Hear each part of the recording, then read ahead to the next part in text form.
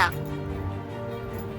श्री अनाराम नाम धार्मिक न्यास द्वारा आयोजित चतुर्वेद पारायण दिनांक 9 सितंबर से 16 सितंबर तक 2025 तक श्रीमद् वाल्मीकि रामायण भवन वासुदेव घाट श्री मणिराम दास छावनी में आयोजित परम पूज्य महंत श्री कमल नयन दास शास्त्री जी महाराज गुरुजी अनाराम धाम वैदिक पीठाधीश्वर पूज्य श्री वेद विद्या धौर्य वेद मूर्ति गुरुजी पारायण 20 लोग विद्वान 35 लोग बतुक कार्यक्रम प्रभारी जयराम पांडे पुंडरीकाक्ष जी की नेतृत्व में आयोजित हो रहा है।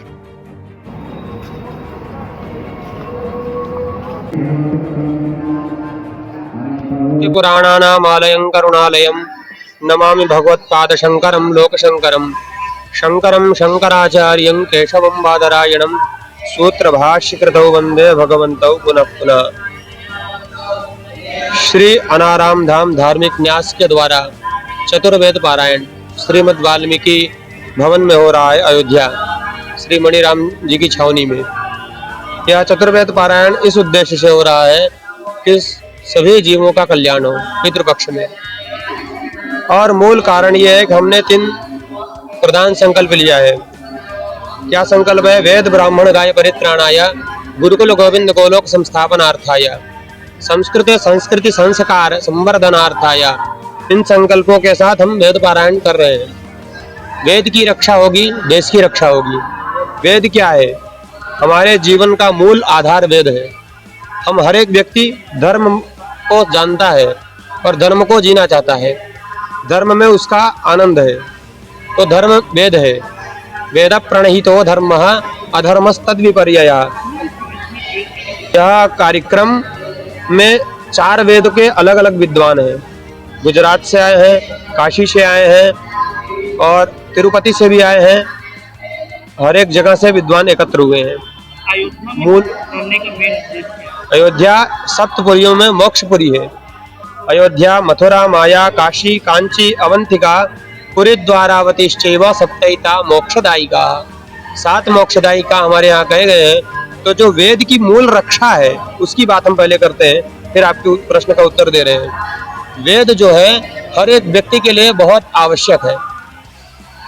पूरे में इसलिए हो रहा है क्योंकि हम लोगों का नित्य पारायण होता है। नित्य पारायण, पौर्णमासिक पारायण, चातुर्मास्य पारायण, अयन पारायण और सांवत्सरिक पारायण होता है। तो जो यहाँ हो रही है अयोध्या में पारायण, ये सांवत्सरिक पारायण है। नित्य पारायण जहाँ रहते हैं वहां तो करते हैं ये नित्य पारायण, परंतु मोक्षपुरी में वेदों का पारायण इसलिए हो रहा है ताकि वेदों की एक सांवत्सरिक पारायण पुरियों में हो। सप्तपुरी में पारायण होने से क्या होगा? हमें हर एक चीज धर्म अर्थ काम मोक्ष 4 पुरुषार्थों की सिद्धि होगी विशेष रूप से। वैसे तो होती ही है वेद की शरण में रहने से, तो ये एक बात है। और कोई प्रश्न आपका?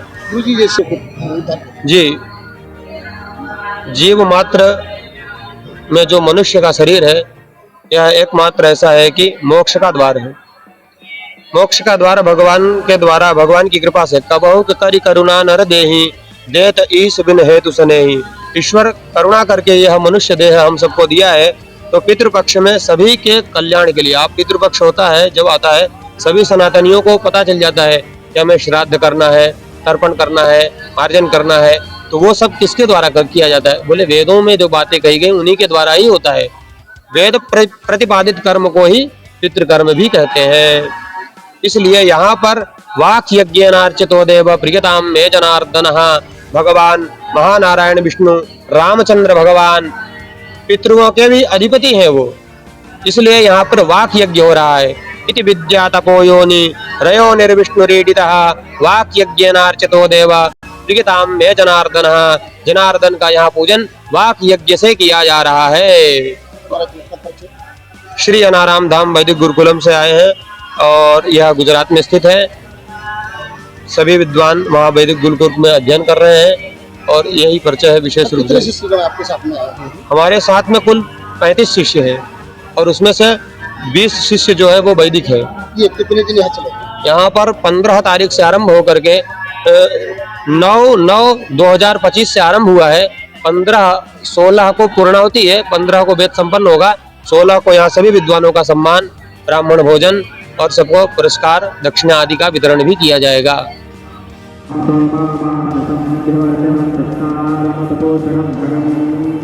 महिंदा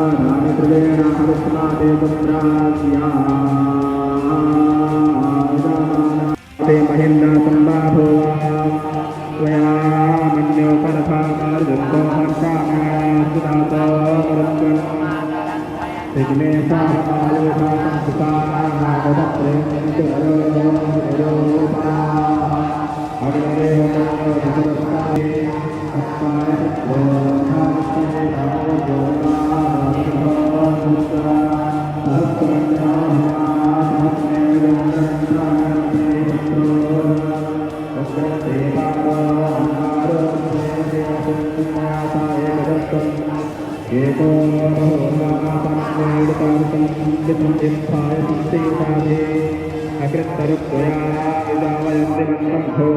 विजयाय